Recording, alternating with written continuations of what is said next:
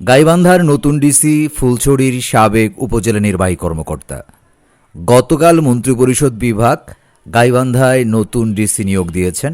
তিনি মোহাম্মদ মাসুদুর রহমান মোল্লা।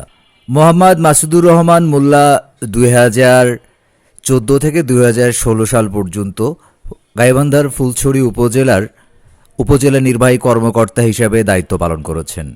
তিনি ইডিএলএমএস প্রকল্পের উপপরিচালক হিসাবে দায়িত্ব পালন করে আসছিলেন।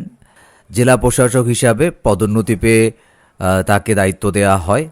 এর আগে গত 8 নভেম্বর গাইবান্ধা জেলার ডিসি হিসাবে পদায়ন করা হয়েছিল মোহাম্মদ নজরুল ইসলামকে। সিরাজগঞ্জ জেলার সাবেক জেলা প্রশাসক ও জেলা নির্বাহী ম্যাজিস্ট্রেট মোহাম্মদ নজরুল ইসলামকে গাইবান্ধার জেলা প্রশাসক হিসেবে বদলি করা হয়। গতকাল তার বদলি বাতিল করা হয়েছে। সেই জায়গায় নতুন ডিসি হিসেবে গাইবান্ধায় পদায়ন করা হয়েছে মোহাম্মদ মাসুদুর রহমান মোল্লাকে। মাসুদুর রহমান মোল্লা সাহেবের গাইবান্ধা জেলার সম্পর্কে পূর্ব থেকেই ধারণা থাকায় সচেতন মহল আশা করছে তিনি গাইবান্ধার প্রকৃত উন্নয়ন ত্বরান্বিত করবেন এবং গাইবান্ধায় সুশাসন প্রতিষ্ঠা করবেন, কারণ তিনি গাইবান্ধা মানুষ সম্পর্কে পূর্ব থেকেই অভিজ্ঞ।